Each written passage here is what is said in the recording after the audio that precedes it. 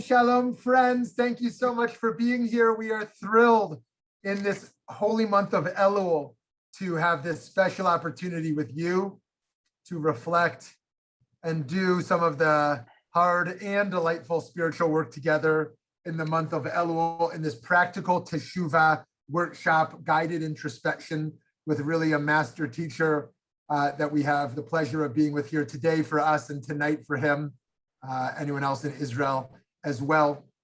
And this is a great opportunity to not arrive at Rosh Hashanah empty-handed, that we arrive there unprepared, but we have done some work leading into this new year already. We are here with Dr. David Bernstein, who is the Dean of the Pardes Institute for Jewish Studies in Jerusalem, living in Baka, and has been at the wonderful Pardes Institute for 23 years. Previously, he was the Director of Midreshet Lindenbaum. He has a BA and MA in history and a PhD in religious education from NYU. His passion for Jewish history has taken him as historian in residence with student and adult groups to Poland, Prague, Budapest, Vienna, Berlin, and other important European sites of Jewish life. It is a delight to be here with you today, Dr. Bernstein. Thank you so much, Rav Shmuley. I just want to remind people and give you a heads up that you do need to have a laptop or pen and paper in order to be able to join in this exercise. So if you don't have one, take a moment to get it now, because otherwise it won't be worth very much.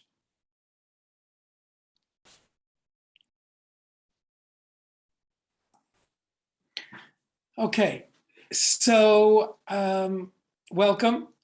It's good to see new faces, and I see a couple of names here of people that I do know. So a shout out to Miriam and a shout out to Dove. Nice to see you, but welcome to all. So as Rav Shmuley said, this is the Hebrew month of Elul. And Elul is meant to be 30 days of preparation for the new year, Rosh Hashanah. And no doubt you've heard rabbis and teachers and others speak about Teshuva. Teshuva being translated as repentance, or it can be translated as return, not just return to God, perhaps return to ourselves, to our best selves. And that's one of the themes of this time of year. It's a time of year that's meant to be somewhat introspective, for us to do a cheshbon hanefesh, a personal accounting of ourselves.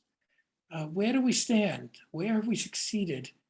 Where have we come up short over the last year and beyond? And what can we do to try to change that? How can we improve ourselves? And often these are very lofty concepts.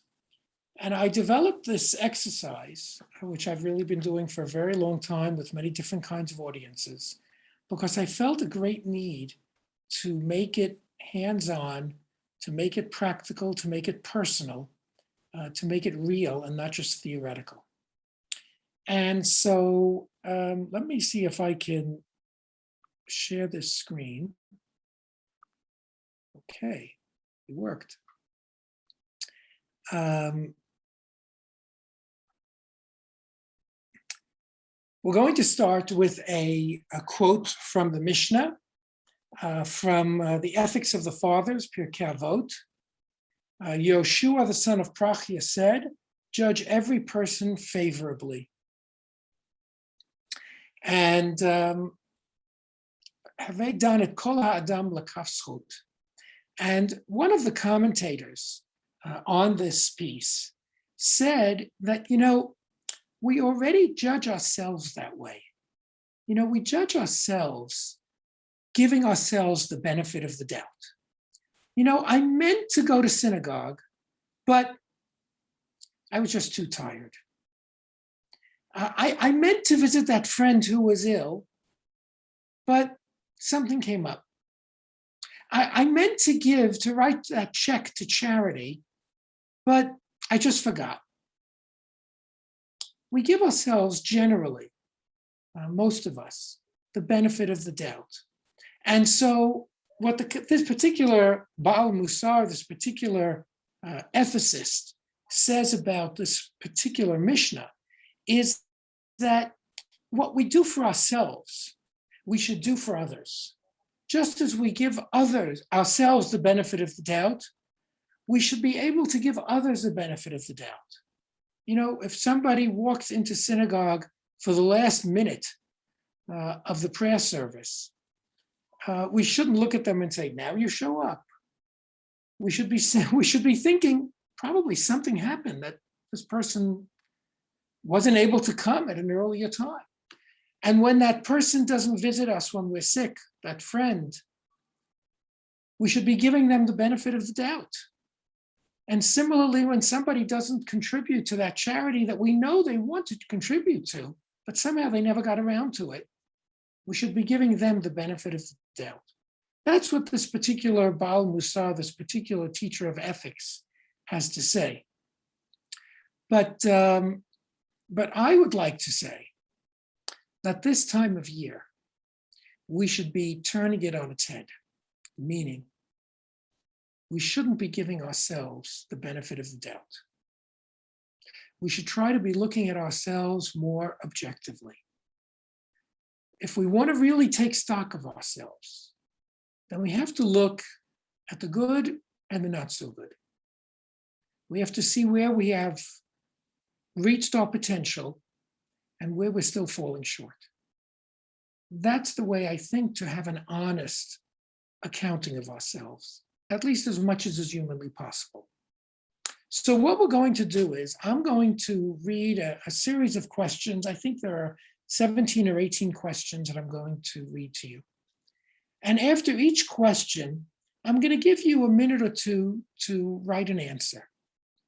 The answers are only for you. We are not going to ask anyone to share. This is totally confidential. And so therefore, I urge you to be as honest with yourself as possible. Okay? I'll say it again. It's totally confidential. No one's going to share anything. Okay? And normally, if I would do this in a room, I'd ask you to spread out so that nobody can think that someone's looking over their shoulder. On Zoom, I can be sure that unless there are two of you in the room, nobody's looking over somebody's shoulder. And that should hopefully free you to be able to write what you really feel, okay? Because this is really an exercise in guided introspection. A couple of other words before we start. When I ask a question, sometimes I'll say, list 2 things or list 3 things. The number's not important. If 4 of those things come to mind, write down 4. If only 1 comes to mind, write down that 1. Okay? And last but not least, when I first did this exercise, I used to say, take a moment to think and then write. And then I did the exercise myself. And I realized that was a terrible mistake. Because as soon as you start thinking, your mind begins to censor the truth. That's the way our mind works. So I'm going to ask you, how many people here have a laptop? Raise your hand that are using a laptop. And how many people are using pen and paper? Raise your hand. Okay.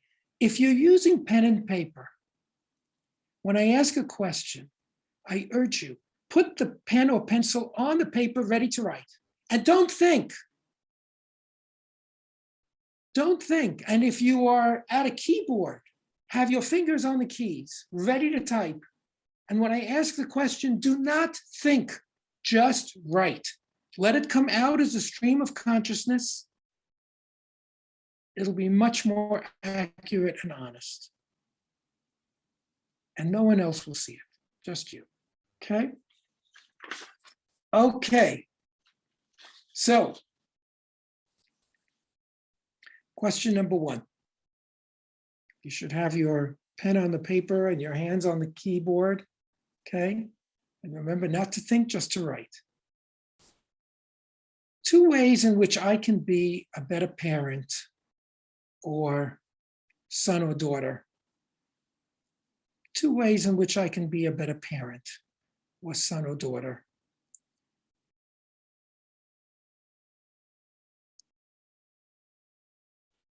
Again, don't be limited by the number 2.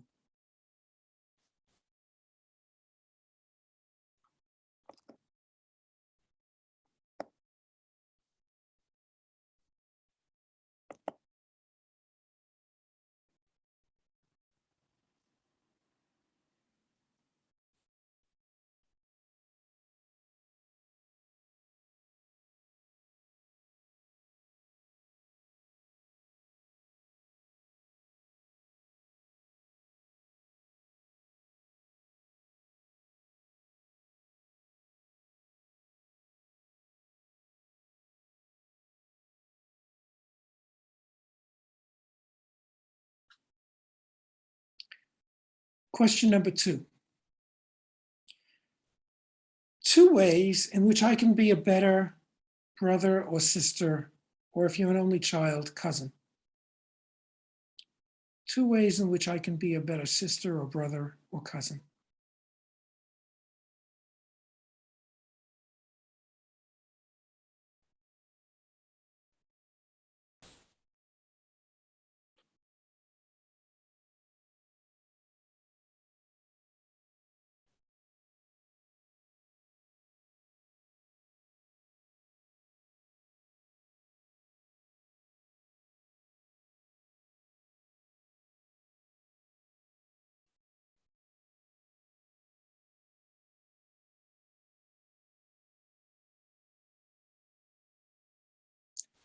Question number 3. 3 ways in which I can be a better partner, spouse, roommate, or neighbor. In other words, someone you live with or someone you live next to. 3 ways in which I can be a better partner or spouse or roommate or neighbor.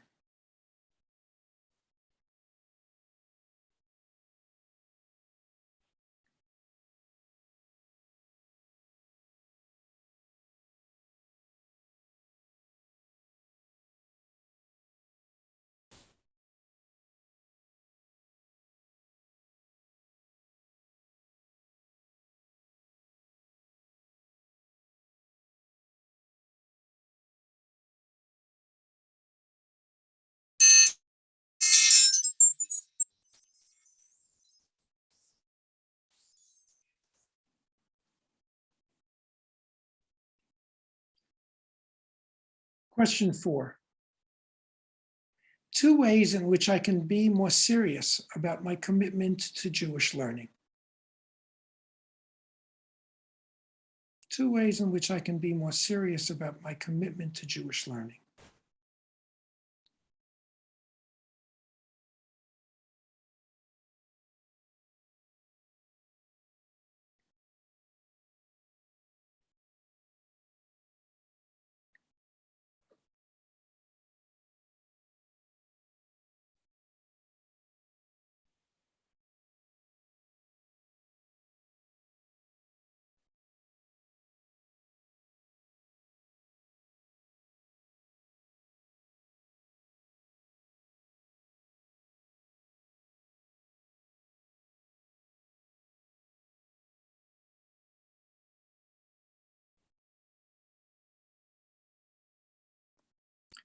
Question 5. 3 ways in which I can improve my use of time. 3 ways in which I can improve my use of time.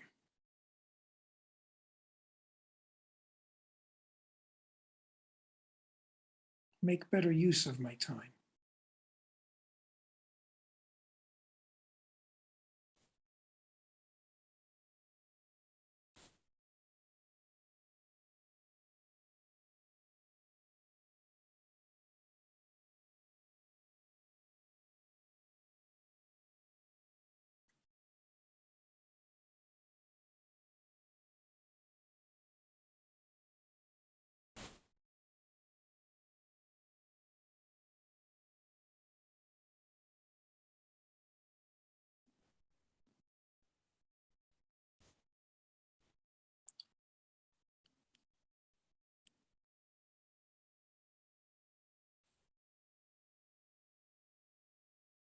Question 6. 2 ways I can improve my health or my fitness.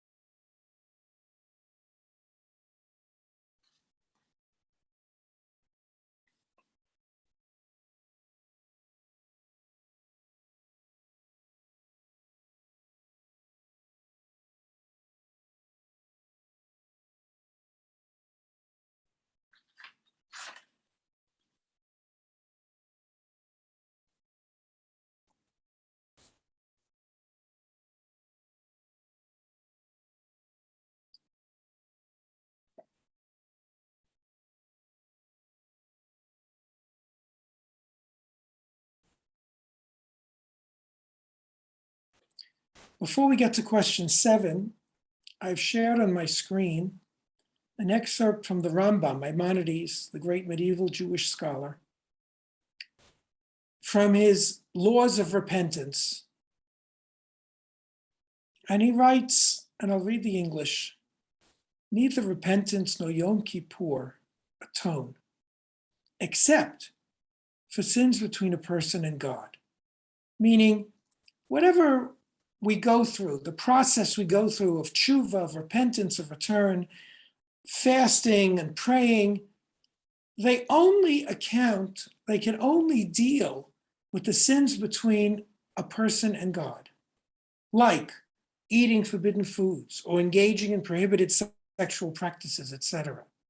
However, sins between people, for example, he who hurts a friend or curses someone or steals from them, these are never forgiven until one gives one's fellow what you owe him or her and reconcile with them.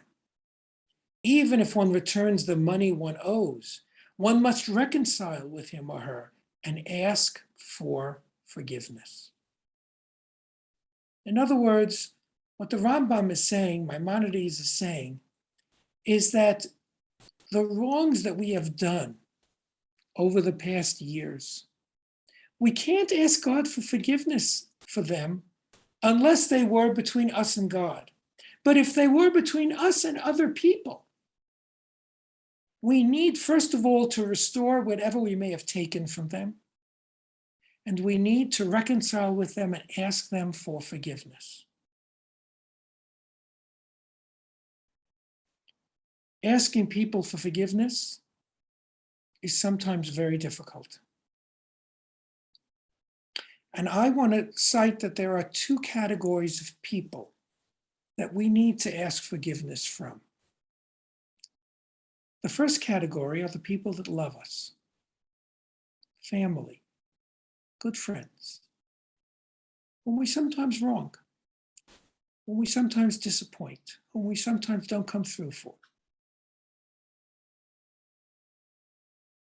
There's a second category, and that is people that we've wronged, either by what we've done or sometimes by what we haven't done, who don't love us. They're not family, they're not friends. They're people we may have ignored.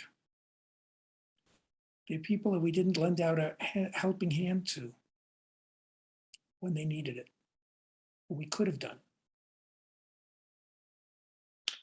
And so for question number 7,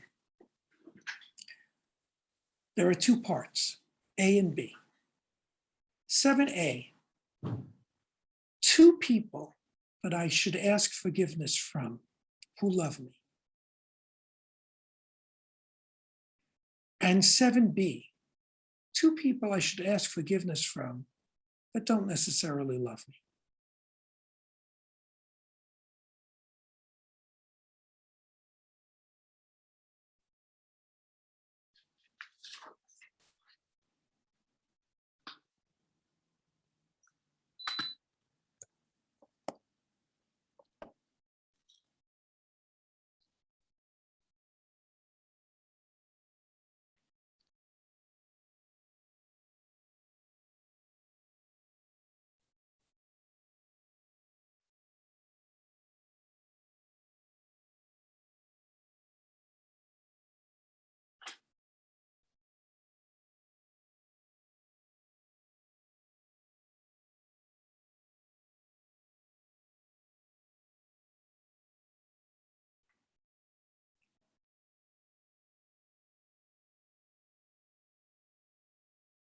Question number 8.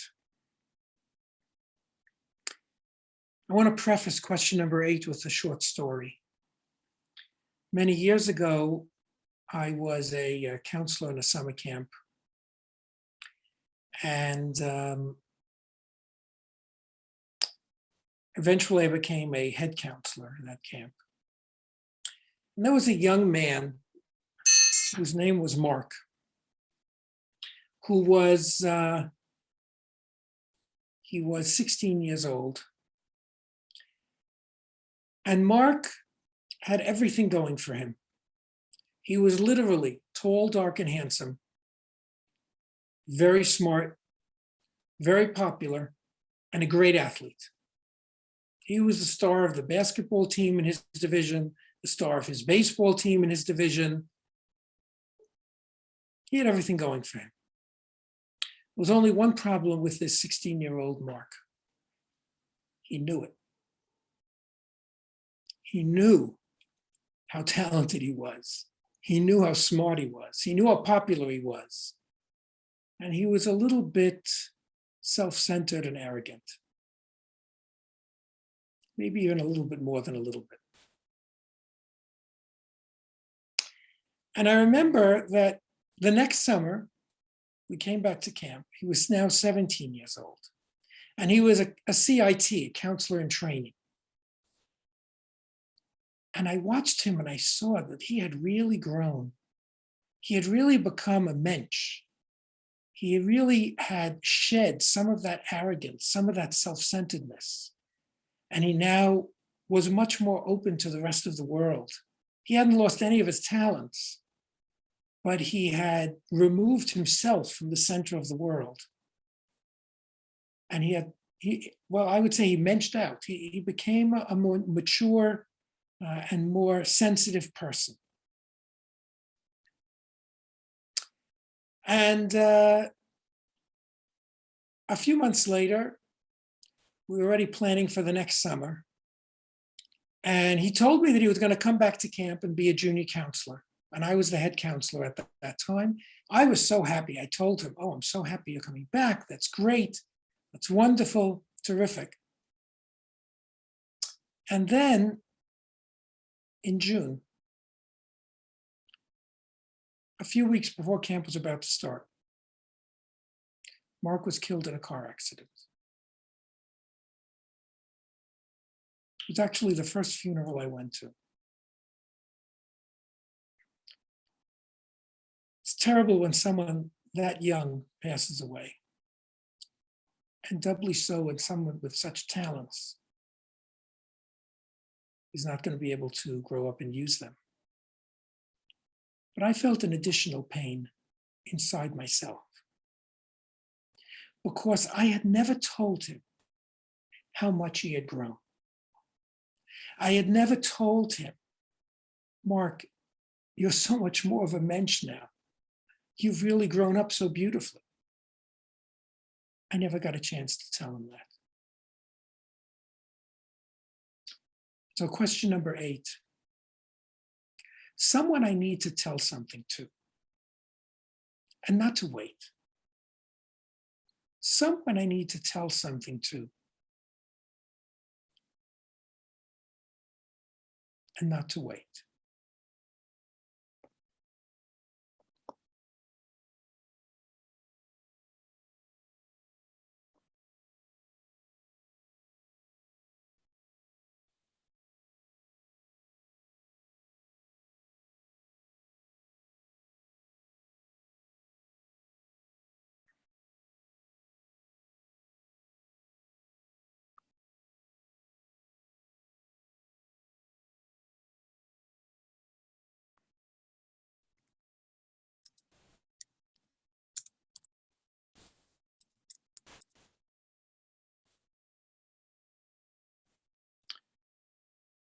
Question number 9.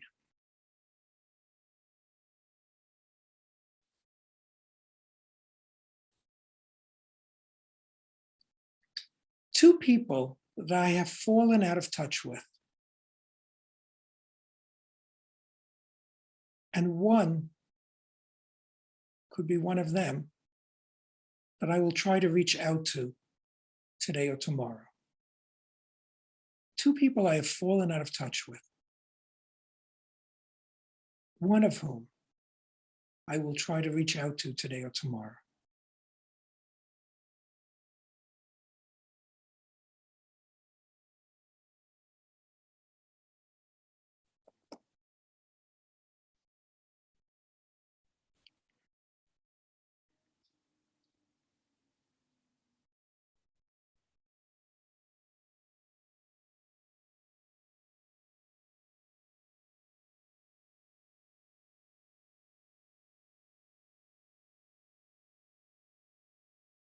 Question number 10. 2 Jewish practices I didn't do well this past year, or didn't do enough of, or didn't do at all. 2 Jewish practices I didn't do enough of this year, or didn't do well, or didn't do at all.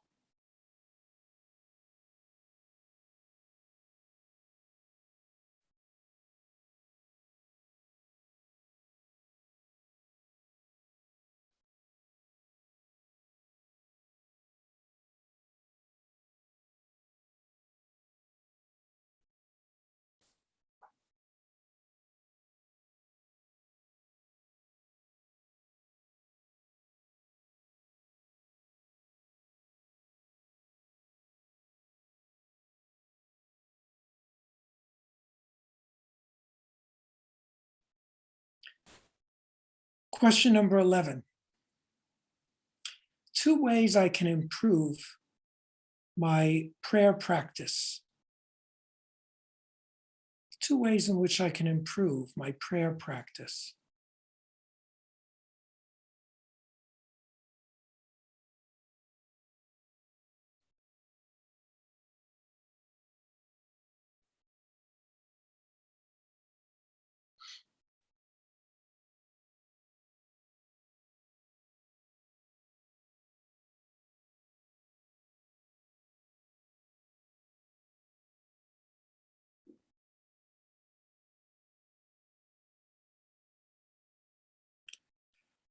Question 12. The 2 things I did this past year or 2 that I am most proud of. The 2 things I did this past year or 2 that I am most proud of.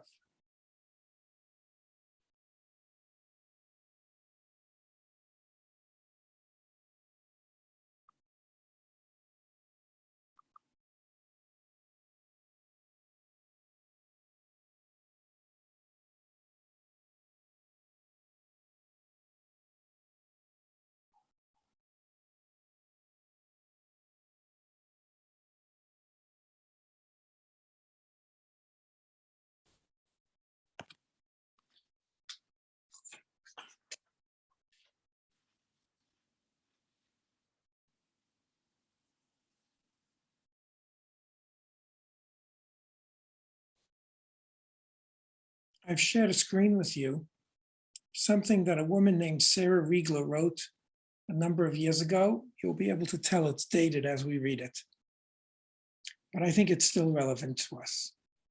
We could have been magnanimous. Instead, we were petty. We could have been generous. Instead, we were stingy.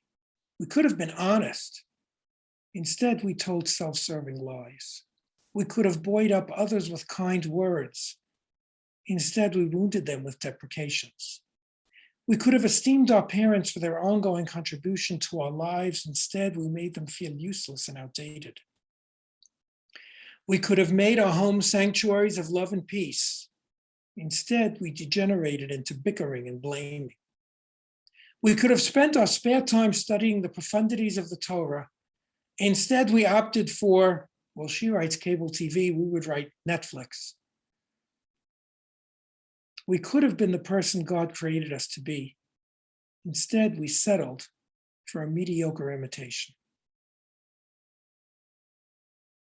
The same Sarah Riegler wrote that the Hebrew word for sin, chet, is actually not only the word for sin, It's the word for missing the mark. You know, if a basketball player shoots a shot and misses, it's called lachto. It's from the same root as chet, as sin. It's to miss the mark. It's to miss the full potential between our present reality and what we could be. That's missing the mark, says Sarah Riegler. That's what sin is. We don't live up to our full potential. We miss the mark. So question number 13 is, 2 things I'm ashamed I did last year or 2. 2 things that I don't think reflect the real me.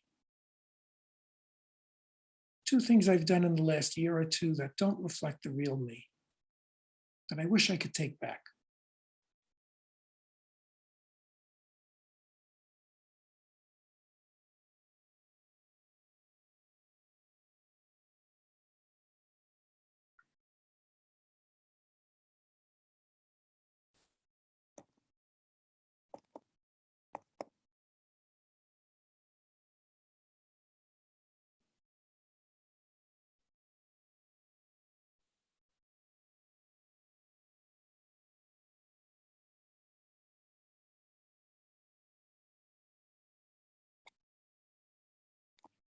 Question 14. 3 goals I'd like to set for myself for the coming year. 3 goals I'd like to set for myself for the coming year.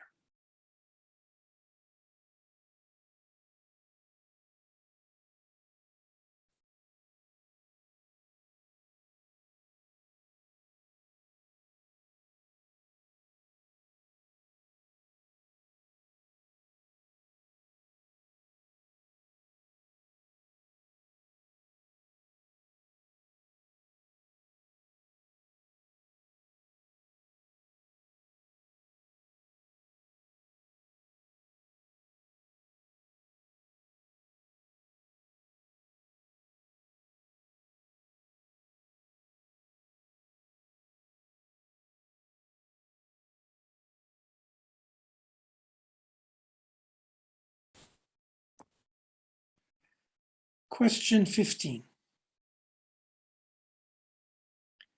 What kind of person do I want to be remembered as?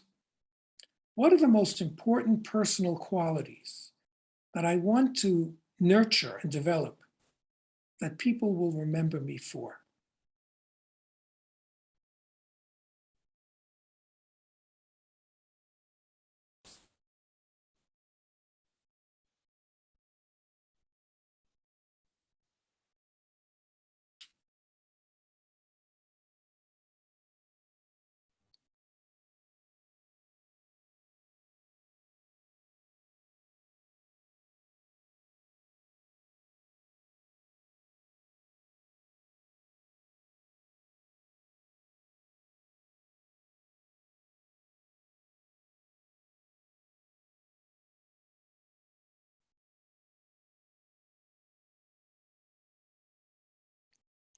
Question 16.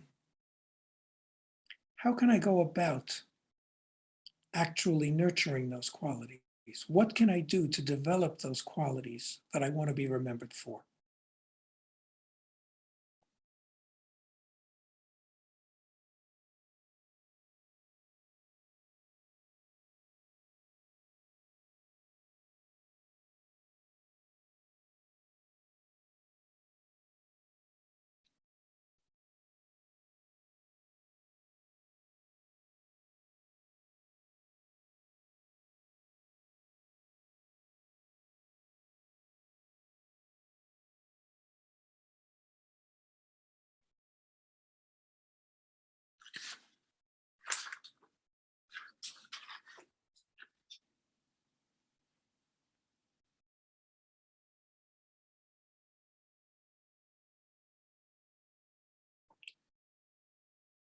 And the last question, question 17. 2 people I look up to and what it is that I admire about them. 2 people I look up to and what it is that I admire about them.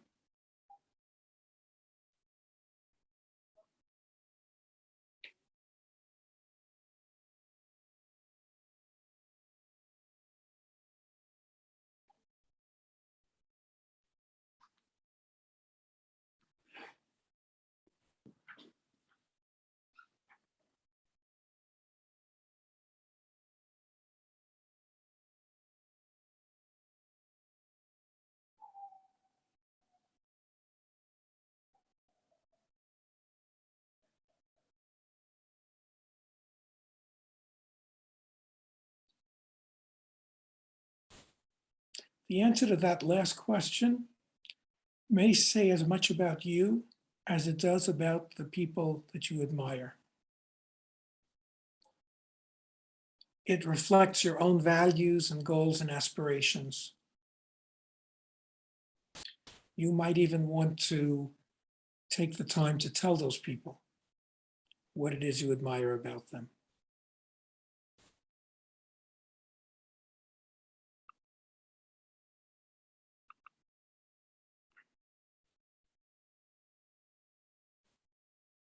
So the rabbis teach us that there are 3 stages in repentance or return, teshuva. And the first is hakarat hachet, recognizing that we have fallen short. If we don't recognize that we have fallen short, there is no path to self-improvement. The second stage is charata, or regret. You know, sometimes we can recognize that we fell short, but we make all sorts of excuses. And as a result, without regret, we don't move forward. So regret is an important component. You know, I mentioned before about taking something back. I'm sure I'm not alone in this. There are so many things in my life that I wish I could just take back. And it's not only a poor investment in the stock market, but so many words that I've said that I wish I said differently or just kept my mouth shut. Or opportunities that I missed when I could have done something. And I wish I could take that opportunity back and actually do it. So regret is an important component of the teshuva process, of the process of return or repentance. And the third stage is resolving, Kabbalah la'atid, taking on in my own mind that I am going to be different next time. I'm going to do it differently. If I'm in that same situation, I'm actually going to act and not keep quiet. Or I'm actually going to keep quiet and not say the wrong thing. Those are the 3 stages that the rabbis teach us are involved in teshuva, in repentance, or in return. I'd like to hope that even in this short 40 minutes or so, that we may have achieved the first stage, recognizing where we've fallen short. That in some cases we may have experienced the second stage, the feeling of regret, the feeling that we wish we could take it back. And hopefully, even in some cases, we might have reached that third stage of repentance, of return, of resolving that next time we're going to do better.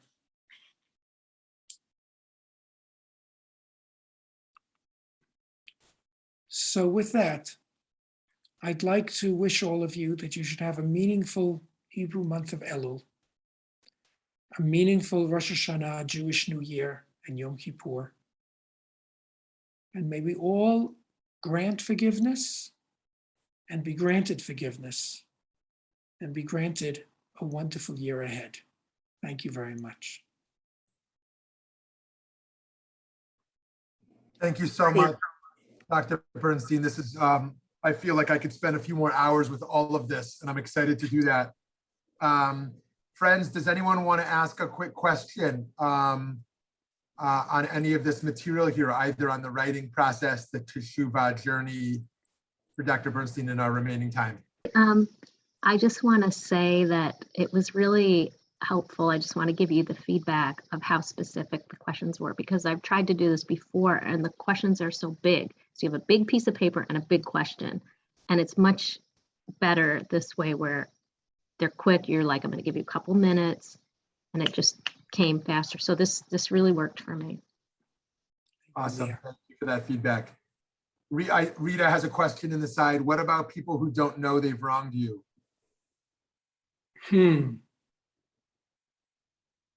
Well, it's hard to do tshuva for them. But sometimes we can find it in ourselves to forgive them, even if they don't ask for forgiveness. Not always. Honestly, we're human beings, but sometimes we can. And I guess there might be some cases. I don't want to suggest it for every case, but there might be some cases where, especially if you have a strong relationship with someone, that you can raise it with them and say, I love you. I cherish our relationship. I was really disappointed when. There might be a way to say that, but I would suggest probably it only works when you're talking with somebody that you really love.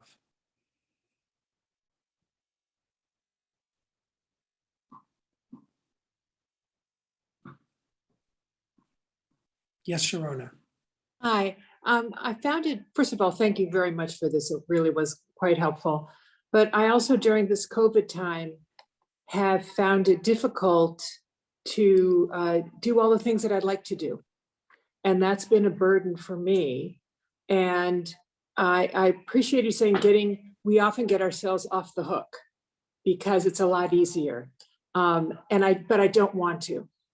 And I also feel that things are not in my control for some things that I would like to do. So just wanted to share that. If you have any insights, that would be great. Sharona, you and hundreds of millions, if not billions of other people, including myself, have been so limited in the last year and a half. And it's definitely restricted us from doing many of the things we've wanted to do, not just the enjoyable things, but the important things. Correct. So I hear you loud and clear, and I agree. And yeah, we sometimes cut ourselves too much slack, but I think with COVID, there's some slack that we all deserve, without a doubt. I have a question, Dr. Bernstein. So a lot of what my writing led me to was do more of this, do more of that, give this person more attention, right? And it's a lot of more, and there's only so much time in a day. And so it feels like part of the Teshuva is not just doing more and not even just doing better, but changing our being in that process. And I wonder how we think of that type of Teshuva where kind of a different, deeper aspect of ourself is emanating rather than just a list of do more. Do you have any insights on the Teshuva, not in the action realm, but in the being realm? Wow. That, Shmuley, is a fantastic point. I think it goes far beyond the questions I asked. But I think your point is so well taken that maybe the one question that relates to that is the question I asked about how do you want to be remembered? In other words, what is it about ourselves? What personal characteristics can we nurture and develop that can create a better me? And then other things will flow from that.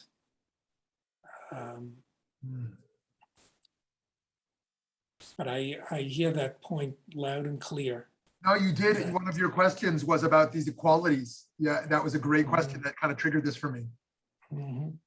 Yeah. So I see Lisa has her hand up. If you want to unmute yourself, Lisa.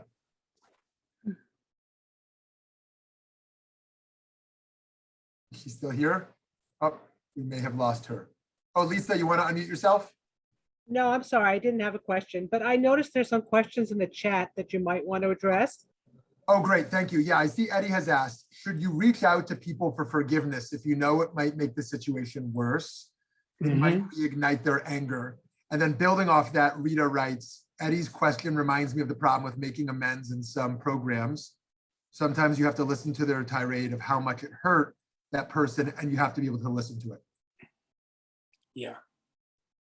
Look, asking forgiveness, particularly from the people who don't love us, is very hard. And I hear that there may be a case where we risk hearing a lot of unpleasantness, and maybe it makes it worse. I can think of one case where I asked forgiveness from someone that I had wronged. And I realized a few months later that I had wronged that person. And that person was very angry with me. And it was mostly silent anger, but when I asked for forgiveness, it wasn't silent anymore. Jewish law prescribes that if a person asks you for forgiveness 3 times, that on the 3rd time you have to forgive them. Otherwise, it's on you. Now, I don't know, Lisa, if this person is familiar with that particular halakha. It helped in my case. It happened to have been a person who was Jewishly well educated. And the 3rd time I asked, he did forgive me begrudgingly. And I can't say that our relationship returned to what it once was. It wasn't. But I will say that I think I learned more because I asked for forgiveness than if I hadn't. Actually, that painful process actually helped internalize the lesson I needed to learn much more than if I hadn't asked for forgiveness.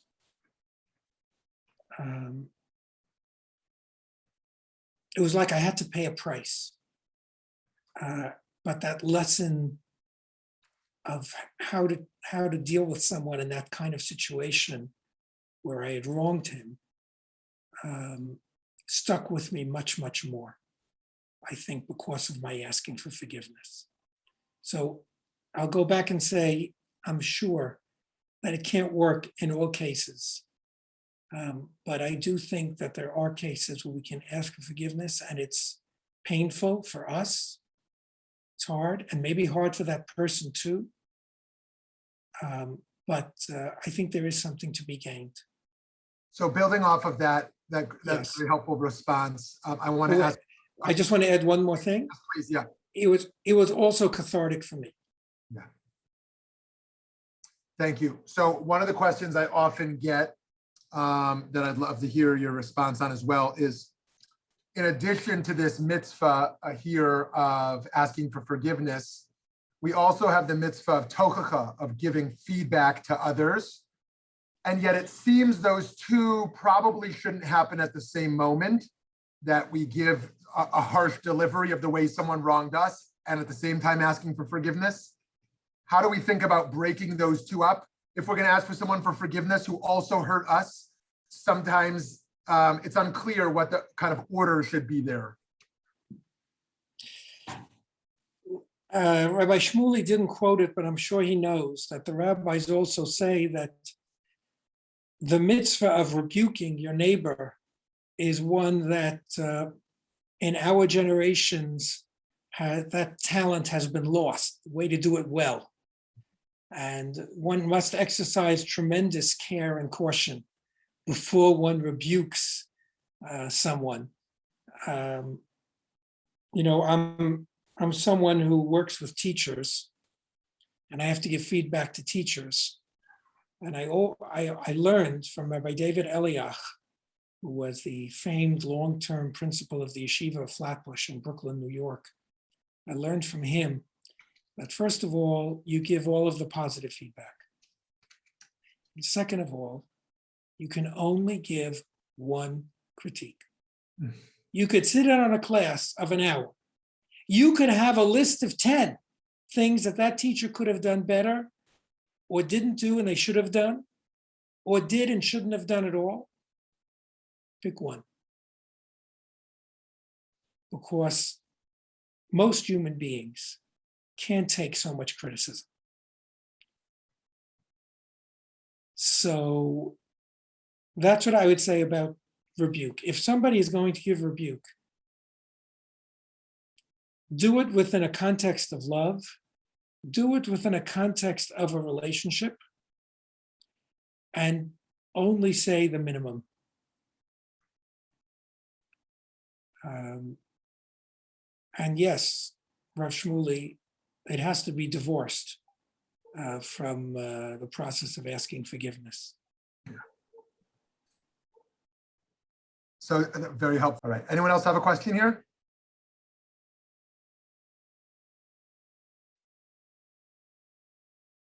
Okay, so Dr. Bernstein, any closing remarks from you here? No, I appreciate very much all of the questions and interest and the positive feedback. And really, I wish all of us a year of forgiveness, both giving and receiving, and a year of self-improvement. And it should be a wonderful year.